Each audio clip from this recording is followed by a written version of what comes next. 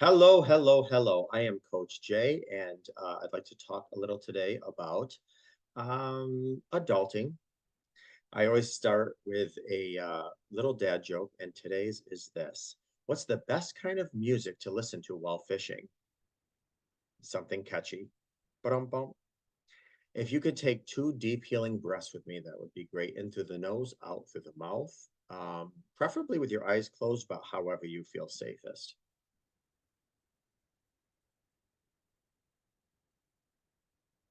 I do what's called cookie breathing. So you're actually breathing in the beautiful, delicious hot cookies you just baked. Let it savor, savor, savor, but they're too hot to eat, so you have to blow them out, cool them down.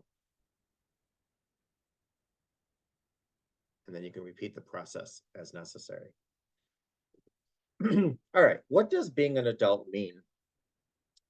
Most people would probably say being an adult is being able to take care of yourself, meeting your own needs, doing things independently, solving your own problems, et cetera, et cetera, et cetera. Indeed, we expect all of these things from adults. So why do some of us still walk around feeling like we're not real adults? Being a real adult is more than being able to feed and clothe and shelter yourself or solve problems independently. A real adult has many characteristics, but let's just talk or focus on for now these four. Number one, emotional regulation. Number two, self compassion. Number three, clear boundaries with yourself and others. And number four, a sense of self worth, which is basically a sense of feeling good enough. Cultivating these characteristics in yourself takes time and patience. Um, so we need to do them very slowly, giving ourselves lots of forgiveness and patience without the expectation of perfection. I always say it's progress, not perfection. It's almost like a headache. We don't go from having a bad headache to no headache. We have a bad headache, and then all of a sudden we're like, "Ooh, I think I can start opening my eyes. Ooh, I think I can start turning my head. Ooh, I still think I can start smiling and having a conversation. Ooh, I think I can now run." So it's a slow progression, but it's progress. So it's not from migraine to running, it's migraine to the next step, the next step, the next step, the next step to starting to walk, blah blah blah. Self-worth is a belief that you have value just as you are and that you are worthy of love and belonging. For those familiar with the story of the Velveteen Rabbit, which I actually just read to my daughter, ironically, the rabbit longs to be real. He longs to feel and he become real. Being filled with stuffing instead of brains, muscles, and bones made the Velveteen Rabbit feel like he was unworthy of being loved and accepted. He thought that he would exist in a certain way, in a certain form, no matter to the other toys, especially the boy in the story that he was around most. He thought that he was insignificant, felt like he didn't deserve to be loved and belonged because he didn't have certain criteria that he thought was deemed necessary to be worthy. Although our insecurities start in early childhood, we can have uh, we can have the best body, the best education, the best friends, the best job, and still feel as if we are life imposters. Childhood trauma, I just want to say, robs us of our self worth. Childhood developmental trauma robs us of our self worth at a time and a period and a phase and a stage where self worth is crucial. Speaking of childhood, for many of us who experience childhood or developmental trauma, it does rob us of our self worth, as I just said. We don't believe we're good enough as we are constantly searching externally for what or who will make us feel good enough, which actually is where a lot of addictions start. If you're at a park and a lot of your friends are, passing around drugs, Um, we want to be cool. We want to feel belong. We want to feel whatever. And so we start to do drugs, and next thing you know, that becomes an addiction. When we're younger, and people may sexually propose certain things, and once we, especially when we're younger and we seek validation outside, and then we hear things like, oh my God, you feel amazing, or you do this amazing, or that's amazing, your body is this, or your kisses are that, whatever. Developmentally, we're not ready for that type of behavior attached to validation. And so next thing you know, well, it shouldn't be next thing you know, because addiction happens over time, but um, you can get caught into that spider's web where it is maintained as you get into an adulthood. And many sex addicts as adults started with just the feeling of wanting to be belonged and feeling affirmed and valid and noticed. And you get that validation that you need when you're younger, and that can stay attached to you as you get older. Not feeling good enough results in deep shame for our very existence. Childhood trauma survivors hide their imperfection like their lives depend on it because they think it does. Um, we wear these costumes, we wear these uniforms of protection, and really they don't serve us. I mean, they might serve us in the moment to keep us safe, to keep us alive, but they don't serve us long term in a healthy way. Even in adulthood, the trauma in the distant past, our brains, if we're not conscious of it, still operate like we're scared, helpless children scrambling to be good enough. And herein, as I mentioned before, enters imposter syndrome.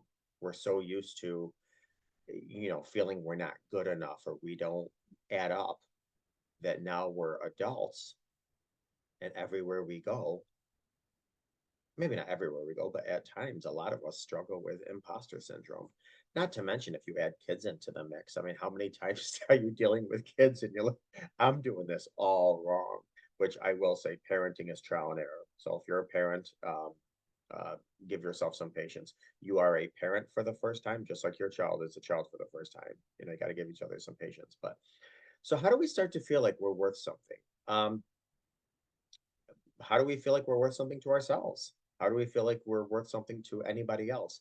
Building a sense of self-worth sounds daunting, but it doesn't have to be. First, don't think of it as a task that you need to complete, not to hurt anyone or not to feel like a real adult, because doing this work is being a real adult.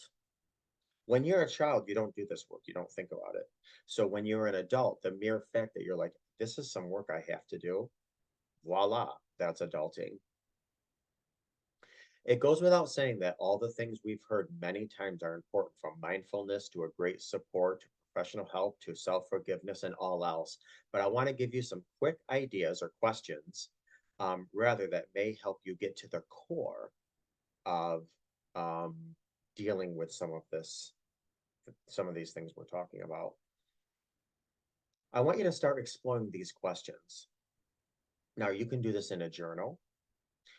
If you prefer, you could just sit quietly with yourself and ponder them. I used to have a rocking chair, and at night I'd dim the lights and maybe have a little glass of, oh, what did I used to have a glass of? It was, sorry if I'm triggering anybody that struggles with alcohol, but there used to be a wine cooler that was blackberry and pear. Oh my gosh, blackberry and pear. Ooh, it was so good. I forgot what it was called. It doesn't matter. So I'd sit with a wine cooler. I'd have some nice Lorraine and McKenna or some Enya in the background, and I'd rock in my rocking chair while sipping my blackberry and pear wine cooler. And I just ponder some of these questions in life. But anyways, the first question is, what does it mean to be a real adult? Ask yourself, think about it. What does it mean to be a real adult? Or write this question on paper or in your journal and then answer it. What does it mean to be a real adult? What's your definition? Define it. Some examples. What does it mean?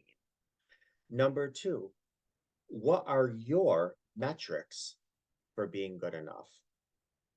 because no matter what anyone thinks of us on the outside, what's going to matter is what we feel on the inside. What is the metric in which you are measuring what it is to be, quote, good enough?